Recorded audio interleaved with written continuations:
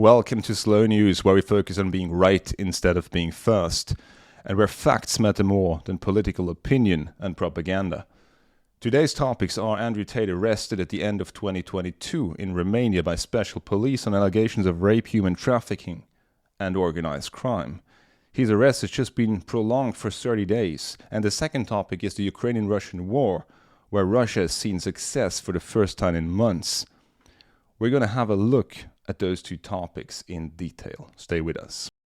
So Andrew Tate has been arrested in Romania. There are now those who claim he's the victim of a conspiracy, of the Matrix or the Illuminati, and there are those who say he's a criminal and we knew it all along. Let's start with those who defend Andrew Tate. The ones who hold a conspiratorial view of the arrest of Tate bring forth the following arguments. Well, he predicted his own arrest. Let's have a look at that. Say, listen, and I'm going to say this on this podcast now because I say it in every other one. I would never, ever kill myself. I truly believe they're going to come and they're going to try and kill me on a long enough time frame because they tried to shut me up and I won't shut up. They're going to try and put me in jail. They're going to kill me. And I would never kill myself under any circumstances ever. And the reason I say this, and I say this to people, and they go, but what can they put you in jail for? And I'm like, how ignorant are you in your ignorance to believe they need a reason?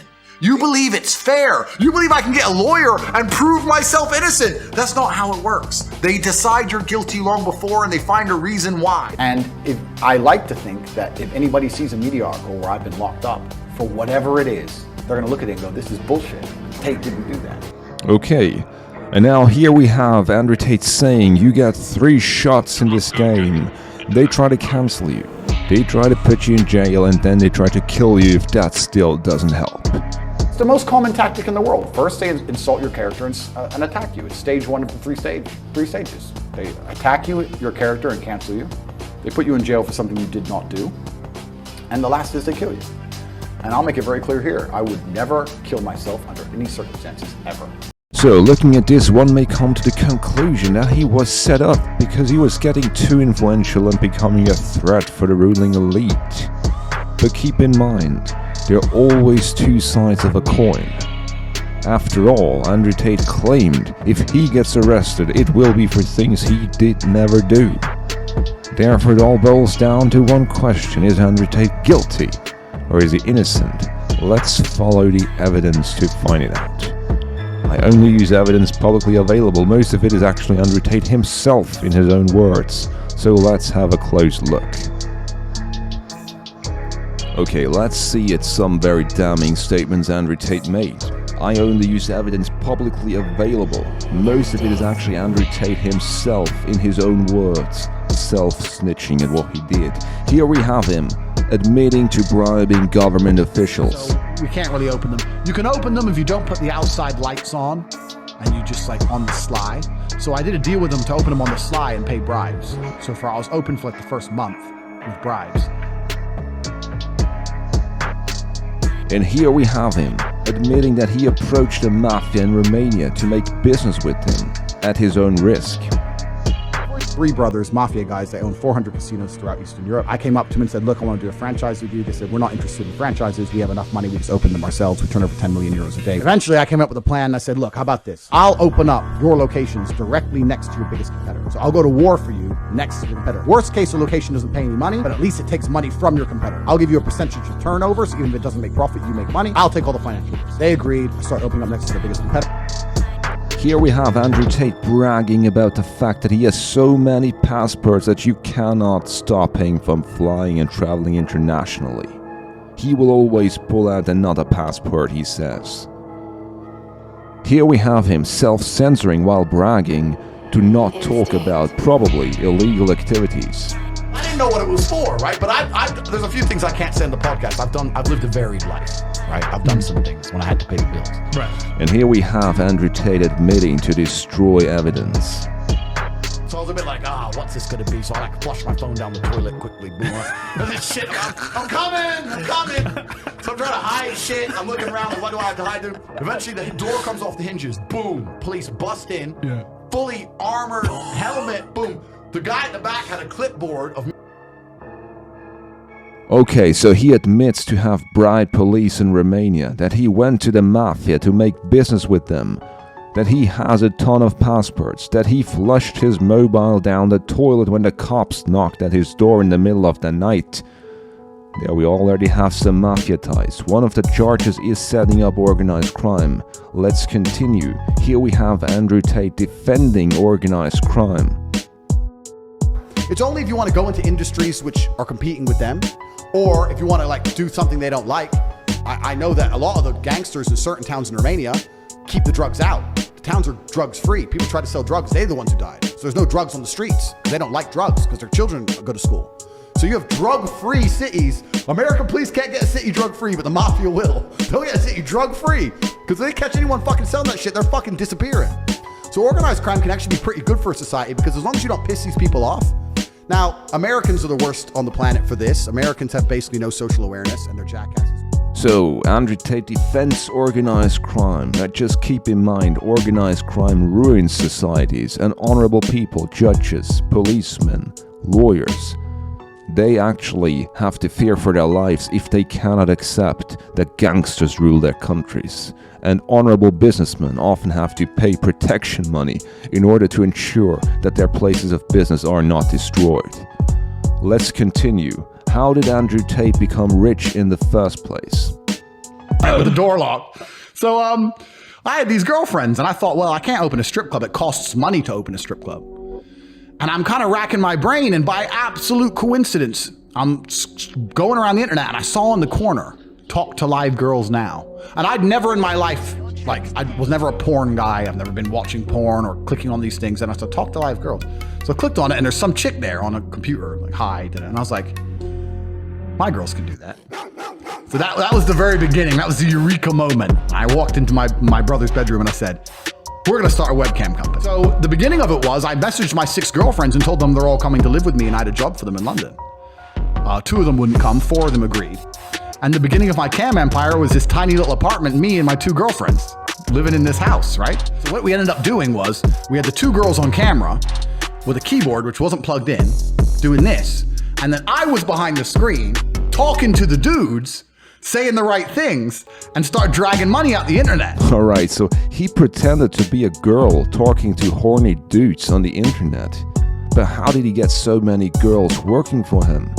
Let's see what is still visible in the Internet Archive, but used to be on Andrew Tate's website. That will answer the question. So have a look at this. Who am I? My name is Andrew Tate and I'm a retired 4-time world champion, blah blah blah blah. But then we move on. Why am I an expert in all male-female interactions? I've been running a webcam studio for nearly a decade. I've had over 75 girls work for me and my business model is different than 99% of webcam studio owners. Over 50% of my employees were actually my girlfriend at the time, and of all my girlfriends, none were in the adult entertainment industry before they met me. And he continues, my job was to get women to fall in love with me. Literally, that was my job. My job was to meet a girl, go on a few dates, sleep with her, test if she's quality, get her to fall in love with me, and where she'd do anything I say, and then get her on webcam so we would become rich together. Whether you agree or disagree with that I did, with their loyalty, submission, and love for me doesn't matter. And then he moves on. First thing, keeping 4 girlfriends all happy is hard work and leaves you with very little time. So you learn how to streamline getting new, good girlfriends. All women are not created equal. This is how I came up with what is now the PhD system. I learned the most time-efficient way to meet girls, get them through the dating process, get them to bed, test if they're a good girl or not, and begin the process of them falling deeper and deeper into love. That is my skill.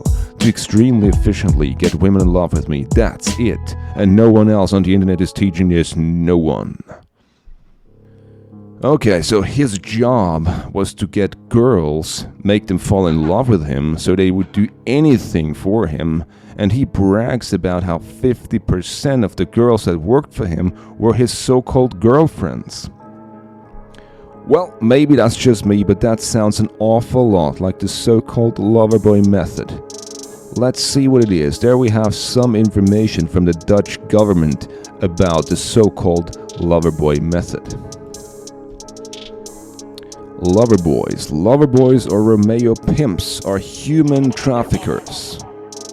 Human traffickers who usually operate by trying to make young girls or boys fall in love with them. Sometimes they manipulate young people in other ways. Once they have victims under their influence, they exploit them, for instance, in the sex industry. Remember how Andrew Tate bragged that none of his girlfriends were actually in that business before? And that they would do anything for him, and that it was his job to get girls and make them fall in love with him, so deeply they would do anything. And then he got rich this way.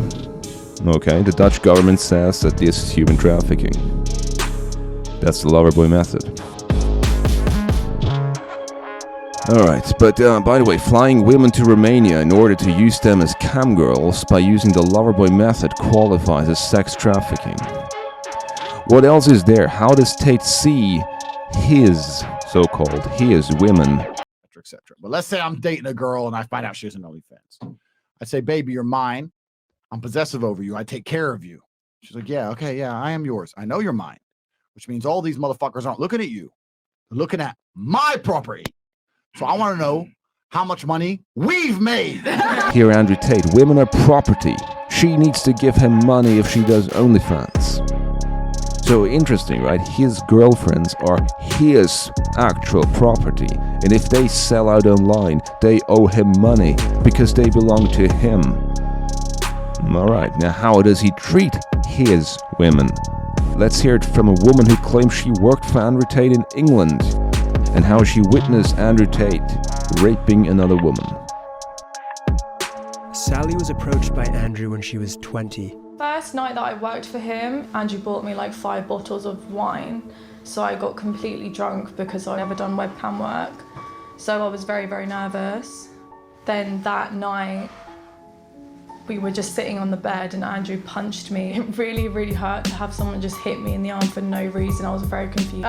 So then when I came out of the bathroom, he was super, super nice. Like, from what I remember, Andrew didn't have any alcohol at all. It was literally just me. That night we cuddled and we ended up having sex and I was really, really drunk. As soon as he handed me my money, I soon forgot about him hitting me and everything else, and it was just like, wow, I've got all this money now, like. But when you look at the money that I was actually bringing in, it just doesn't even scratch the surface. Were there any other instances where there was physical abuse? Yeah, so when we moved into the bigger apartment, and that's when I just witnessed so much, like verbal, physical, not just to me, but the other women involved, and it just got worse over time. I saw him smack girls with a belt because she wanted a lion. He used to strangle us as well.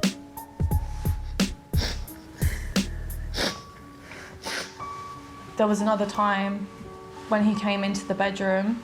Me and the other girl, we would sleep in the same bed with Andrew, but at this time the girl had a partner, so she was not interested in Andrew at all. And I had gone to the shower, I came back and I noticed he was, like, I saw him raping her. And when he threatened to beat me up in the bathroom, and he said, oh, I don't give a fuck if you call the police, I'm gonna beat the shit out of you. That's kind of when I knew, you know, I had to get out of there. I stopped working for Andrew about March, April time, and I went to the police shortly after that. Nothing was done, really. They didn't take me in for questioning, they didn't interview me. The other girl that he had raped, she went to the police, and then that's when they arrested him and took him into custody for like 2 days. You know, those are some serious allegations here. If it was just this interview, that wouldn't suffice for me, because rich and famous people get shat on all the time by people who try to rip them off of their money. But in regards of all the other evidence, this becomes damning. Now, is there evidence that Andrew Tate has a violent nature against women, and he basically treated them like a pimp?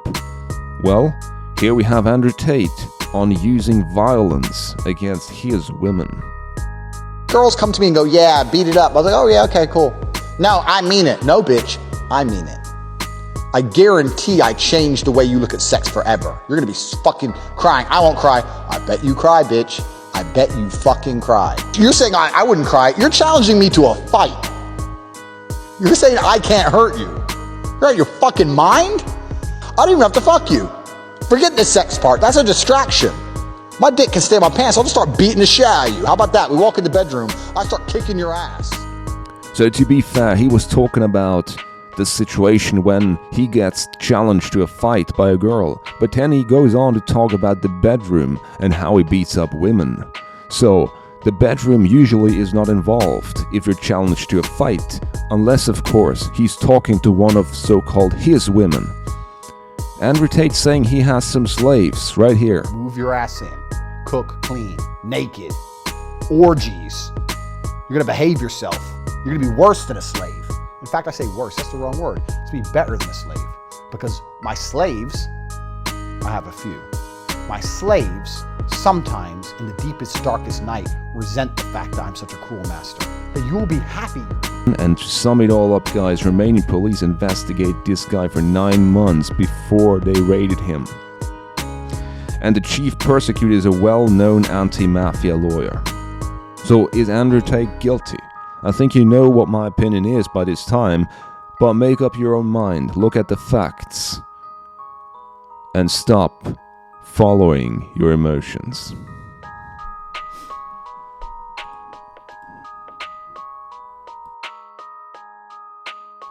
Now we're gonna head on to the war in Ukraine, which has been raging since the 24th of February 2022, when Russia invaded Ukraine. This quickly turned out to be the biggest land war Europe has seen since the end of World War II. We're going to have a very quick overview of what has happened, what have been the main events and cornerstones of this conflict, and then we'll move on to see what this war is all about and what are the real causes. It all began on February 24th as Russian tanks and helicopters crossed Ukraine's border and occupied a great proportion of the southern coastline and encircled the Ukrainian capital Kyiv in an attempt to decide the war within a few weeks. US sources then believed the capital could fall within 96 hours, and President Biden offered Ukrainian President Zelensky a lift, to which he famously replied, "Don't offer us rights, send us weapons instead." Russian troops soon saw themselves forced to abandon their positions because they chose to bypass certain areas and cities which were still held by the Ukrainian army in their rear, which makes a prolonged siege impossible. Ukrainian sources revealed that the Russian special forces parachuted over Kyiv in the beginning of the war and came within mere meters of Zelensky in an attempt to assassinate him Soviet style, as the Soviets did in Afghanistan. Zelensky's defiance of Putin in the face of terror unleashed by the Russian army inspired the West to take a strong stance against the Kremlin, starting to deliver more and more military assistance to Ukraine, including training and numerous mercenaries, many of whom with military background. Kyiv and the second largest Ukrainian city, Kharkiv, became the first losing battles of the Russian army in Ukraine, while conquering Kherson city and around 70% of the southern coastline became the first significant victory of the Russian forces. The southeastern city of Mariupol saw some of the fiercest combat, and hundreds or even thousands of Ukrainian forces were fighting a cauldron battle and eventually had to surrender Mariupol. Russian progress continued until it reached a temporary height when the entire oblast of Luhansk, or as the Russians call it Lugansk, was conquered at the beginning of July 2022, after the capture of the twin cities of Severodonetsk and Lysychansk, where some of the most intense fighting of the entire war raged for several weeks before the Ukrainians had to abandon the city.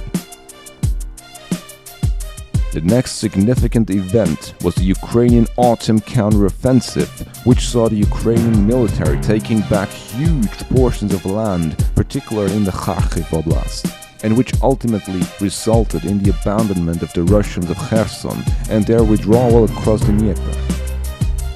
This resulted in the Kremlin partially mobilizing its forces. and mobilizing an additional 300,000 reservists for the war in Ukraine. According to this Austrian general, around 100,000 of the 300,000 mobilized were already fighting in Ukraine at the time this video was taken, and the additional 200,000 would soon join the fight. As soon as those 200,000 will be deployed, we may see some medium-sized advance of the Russian forces. At this point in time, they enjoy some regional small-scale success around the Ukrainian city of Bakhmut and in the Zaporizhzhia direction. They are in the process of encircling the city of Bakhmut, cutting off Ukrainian reinforcements. The city will most likely fall within this winter, especially now as Soledar was captured on the 12th of January 2023, which will enable the Russians to encircle the city from 3 sides. Now let's move on to one burning and important question. What caused the war, and what is this war all about? While there is a longer and a shorter answer to this question, if I had to answer the question in one sentence, it would be this. The war is about power and influence first, and everything else is secondary. Let's have a look what is written in the infamous book by Brzezinski, The Global Chessboard. We can read it for free on the CIA's website, cia.gov. And let's have a look on what is written on page 37. Ukraine, a new and important space on the Eurasian chessboard, is a geopolitical pivot because its very existence as an independent country helps to transform Russia. Without Ukraine, Russia ceases to be an Eurasian empire. Russia without Ukraine can still strive for imperial status, but it would then become a predominantly Asian imperial state, more likely to be drawn into debilitating conflicts with aroused Central Asians, who would then be resentful to the loss of their recent independence and would be supported by their fellow Islamic states to the south. China would also be likely to oppose any restoration of the Russian domination over Central Asia, given its increasing interest in the newly independent states there. However, if Moscow regains control over Ukraine with its 52 million people and major resources and access to the Black Sea, Russia automatically again regains the wherewithal to become a powerful imperial state spanning Europe and Asia. Ukraine's loss of independence would have immediate consequences for Central Europe, transforming Poland into the geopolitical pivot on the eastern frontier of united Europe. Of course, for Ukraine, this war is about independence. For Russia, Ukraine, which comes from the word Ukraina, the borderland, it is a question whether or not to be a major global power, and whether one ends up being surrounded by NATO countries or not. We have to understand that Putin and the Russian elite in general, they look at Ukraine as a land that should be ruled over by them. This here is a map of the Russian Empire as of 1916. Russia lost their war against Germany in the First World War, and in the peace treaty of Brest-Litovsk, the Russians had to cede large amounts of territory to them, and a big part of the former Russian Empire became self-governed, and out of those self-governed regions became the land which we know today as Ukraine. So the Russian elite looks at Kiev, at the birth city of the Russian nation, the Kievan Rus, and they see the nation of Ukraine as a construct of foreign powers. They also accuse the United States of orchestrating a coup d'etat in 2014 on the Maidan, toppling a pro-Russian president, whose removal triggered the invasion of Crimea in 2014. It is also worth noting that Russia for centuries had a policy of moving its control westwards to better protect Moscow, since west of Moscow lies the biggest flat land area in Europe, which makes it difficult to defend. At the same time, countries like Germany, France and Britain have tried to limit Russian expansion westwards for centuries. Ironically, both sides are afraid of each other, and the actions of both of them triggered their counterparts, with actions seen as aggressive by the other. A good example of a unified Western attempt to contain Russia spreading westwards of history was the Crimean War before World War I, in which France, Britain, the Ottoman Empire, Sardinia and others were fighting the Russian Empire in Crimea.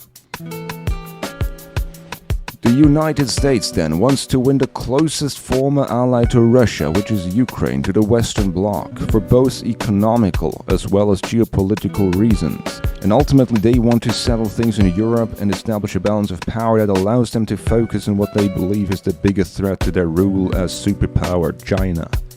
After all, the so-called Wolfowitz Doctrine, which later became known as the Bush Doctrine, still seems to dictate US foreign policy.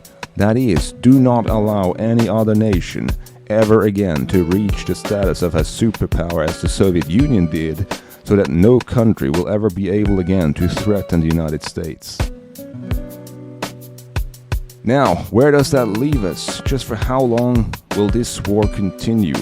Some former generals believe that the war will result in a stalemate, and within 2023 both Moscow and Kyiv will realize that a military solution cannot be achieved, and thus there will be either a ceasefire agreement or a so-called cold front or cold conflict, which means the war will largely die down and only minor skirmishes will continue to exist. I for one am not convinced, since both Zelensky and Putin want to fight until final victory. For Putin especially, this seems to be the final brick of his legacy, to bring Russia to what he sees as glory.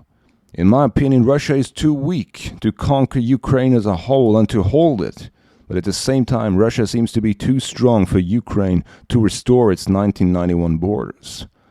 I believe ultimately we will see some sort of compromise when both sides realize that nothing more can be gained on the battlefield. Thank you for watching. That was the first episode of International Slow News. Thank you so much for joining me. Be glad if you subscribe to my channel and be with me again for the next episode of Slow News. Stay tuned and take care.